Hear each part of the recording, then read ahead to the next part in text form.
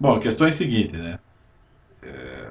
Eu sou só mais um palpiteiro aqui, mas a respeito desse último escândalo aí envolvendo a CPI das fake news, e é claro que toda pessoa que. Vou tentar pensar assim, levando em conta aquilo que o professor Lava explica sobre método científico. O método científico é confrontação de hipóteses. Quanto tempo leva isso?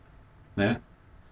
Levando em conta também uma vez o que o professor Olavo citou de São Tomás de Aquino, né? A verdade é filho do tempo. Portanto, qualquer avaliação sobre esse assunto especificamente, da CPI das fake news, como em quaisquer outros, nesse que tenham essa mesma intensidade, isso vai levar tempo para se entender. Então, por mais que se avalie essa questão, esse tema, essa situação, essa CPI, né?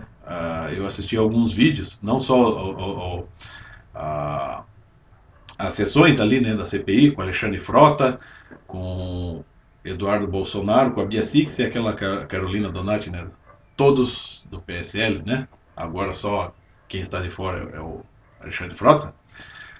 E assistindo um pouco dessas sessões e assistindo alguns vídeos desses youtubers famosos, né? Que sempre procuram dar um resumão da coisa e apresentar uma narrativa bastante lógica e aparentemente recheada de informações, ainda assim vai levar tempo. Então não adianta querer avaliar muito profundamente as coisas agora, porque as coisas ainda estão em curso. Né? Você tem que, no meu entender, você tem que avaliar a coisa de um outro ponto de vista, que é o ponto de vista do caráter das pessoas ali. Porque se você assistir ali a alguns trechos ali das sessões, você vai perceber incoerências tanto no que o deputado Eduardo Bolsonaro falou, como no que a deputada Bia Six falou, na que a Carolina Donati falou e no próprio Alexandre Frota. Todos apresentaram coerências e incoerências, consistências e inconsistências, e inclusive todos se apresentaram embaraçados e titubearam muito na hora de responder algumas questões. Então é claro que todos estão ali, né, todos devem ali. Aliás, todos nós, né? Devemos. Mas ali, nesse caso específico, todos devem. Então não se trata de avaliar isso. Eu gostei muito, eu não sou assim fã da Bia Six, para mim ela está muito mais com uma puxa-saco do que para qualquer outra coisa, mas ela continua sendo uma pessoa profissional. Mas ela disse algo que foi muito importante, que ela, eu continuo aqui firme nos meus propósitos e continuo assim leal ao meu partido, por mais problemas que tenha, né? E assumo aqui os erros. O que não é o caso do Alexandre Frota.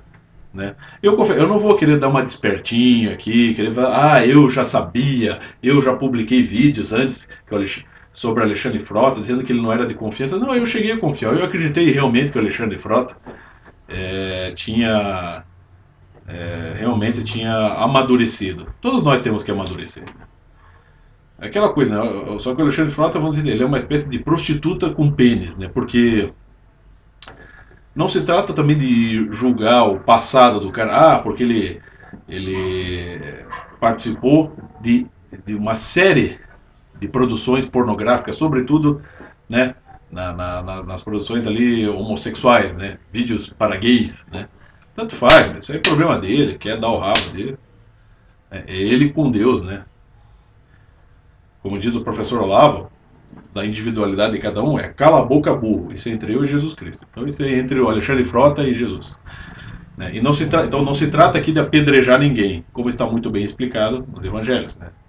Todos nós devemos largar as pedras e não apedrejar ninguém. Esse linchamento moral está acontecendo dos dois lados aqui no Brasil, tanto da esquerda quanto da direita. Mas o que me parece é assim, é a questão do caráter. Qual a intenção da pessoa ali, ao se agregar, no caso do Alexandre Frota, ao PSL? Né? É um cara oportunista. Eu não, eu acreditei que ele não fosse assim tão inconsistente como ele está sendo agora, moralmente.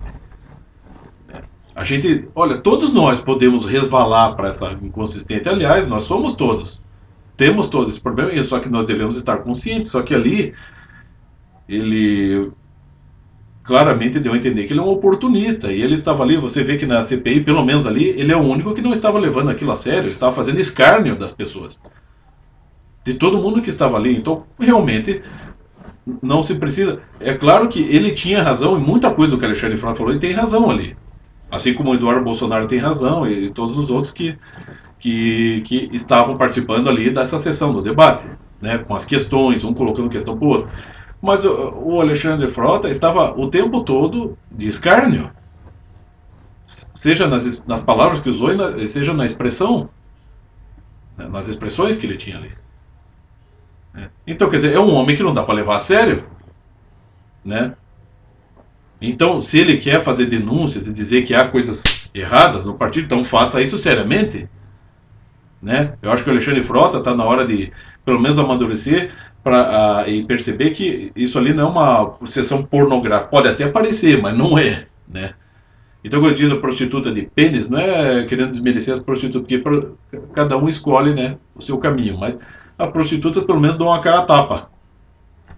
Escolher esse modo de vida é o ganha-pão delas, mas elas estão lá, né, pegando no batente, literalmente, e sofrendo muitas vezes consequências terríveis por causa disso, né, ao longo do tempo, porque não sabem com quem se mete e não sabem também que tipo de problemas de saúde pode se resultar desse tipo de profissão. Mas estão lá, pelo menos, com a cara e com a coragem.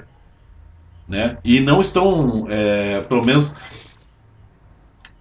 se elas são oportunistas naquele meio, bom, aí a gente entende, é o submundo. Mas aqui não é o submundo, se trata, né, do Congresso, se trata das casas da Câmara, se trata da vida pública, da vida política. Então, o Alexandre Frota ele não tem essa noção. Né? Então, o que acontece? Ele está ali agora usufruindo do seu cargo e debochando dos outros, né? Partindo para aquilo que mais tem vantagem para ele. Então é claro que se trata de, pelo menos, perceber o quanto vale o caráter da pessoa, o quanto vale a consciência dessa pessoa. Está fazendo errado, quer fazer a denúncia, cara, tem que. É óbvio que se tem que criticar o governo Bolsonaro. Não se pode fazer essa aceitação durante longos anos, todo mundo aceitando o governo PT como a melhor coisa. O Lula fazendo discurso atrás de discursos absurdos, falando coisas absurdas e todo mundo quieto. Chegou ao ponto até do professor Lopes dizer, eu acredito que as pessoas já não consigam mais reagir diante de tanta coisa absurda.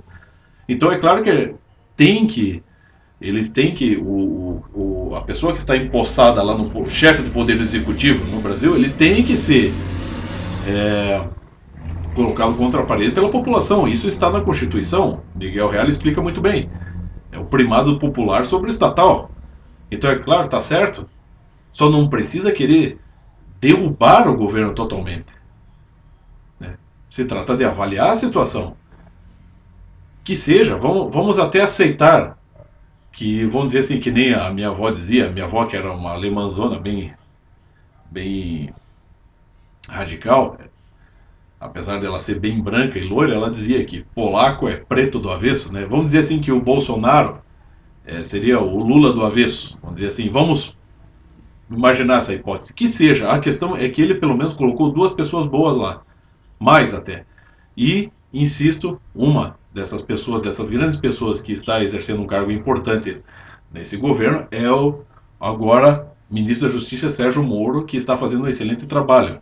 Então não se pode negar esses méritos que esse governo já no seu primeiro ano está conseguindo angariar. Né? Mas o Alexandre Frota não tem como levar a sério, só que eu também acreditei. Eu falei, bom, de repente o cara aí tomou juízo, agora tomou tento. Ele mesmo fazia muita. Nos vídeos que eu assistia dele, eu vi ele confessando muita coisa. Né? Mas disposto a mudar, disposto a assumir. Agora, é uma outra coisa. Uma vez eu estava conversando com uma pessoa da minha família e ela me disse assim: em todos esses anos da minha vida, se tem uma coisa que eu aprendi é não depositar expectativas em ninguém. Aí eu fiquei pensando nessa frase assim, eu não concordo com isso, mas enfim. Fiquei pensando, mas não depositar expectativas em ninguém, né? Então eu fui conversar com uma outra pessoa, muito amigo meu, E essa pessoa muito sabiamente me disse: olha, Paulo, você não deve depositar muitas expectativas nas pessoas. Agora, não depositar expectativa nenhuma já é meio absurdo. As pessoas não sabem equilibrar, parece assim, grande parte das pessoas. Por exemplo, um grande homem aí na humanidade, Santo Agostinho.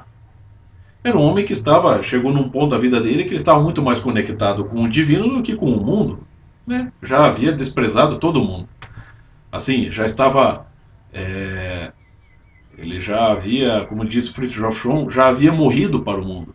O que não quer dizer que ele não tivesse expectativas sobre o mundo e sobre as pessoas, tanto que ele deixou uma obra escrita, As Confissões, que estão entre as obras mais importantes do cristianismo.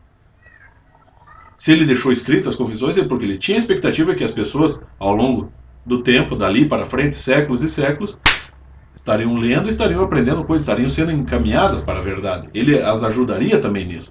Então ele tinha uma expectativa. É assim que as coisas funcionam. Só que as pessoas, questão assim, o cara vai lá, começa a apoiar o então candidato à presidência Jair Bolsonaro e começa a endeusar a pessoa, começa a depositar expectativas além da conta, além do que a pessoa merece. E daí, quando a pessoa começa a decepcionar, bom, se afasta. Aí vira o jogo, vira a mesa. Se tornam radicalmente contra. Vou ousar um neologismo, desidolatrar, né? Vamos dizer assim. Mas, pera lá, todos nós somos decepcionantes. Mas também somos capazes de fazer alguma coisa de bom. Tanto para nós quanto para os outros. Às vezes, em detrimento de nós e bom para os outros. O amor ao próximo. Mas as pessoas parecem não saber equilibrar isso. Todos nós somos decepcionados, mas somos capazes de fazer coisas boas. É possível sempre ter um mínimo de expectativa sobre as pessoas. Senão não tem como se relacionar. Né? Só que agora, depois idolatrar, que nem como no caso do professor Olavo. Pô, ele é gente. Ele é gênio, mas ele é gente. Mas fica todo mundo. E se o professor Olavo está com um ego lá em cima e está nessa coisa do. Se não é. Se você não está comigo, não é contra mim, cara, eu tô cagando pra isso. É gente. Eu não vou deixar de aprender coisas com ele. Né? Já fui muito próximo dele, fui aluno. Mas é essa coisa, né? As pessoas pulam de um extremo para o outro. Né? Grande parte das pessoas, mas se você não souber perceber méritos e deméritos, né? Se você não souber, você tem que se relacionar com a pessoa concreta e não com a imagem que se faz dela.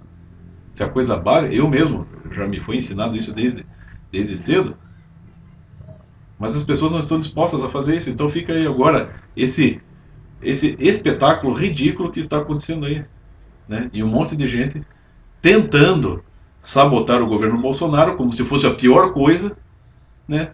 E tentando fazer, né? Como todo bom comunista faz, tentar apagar a memória, né, de todo o histórico de horrores do PT, né?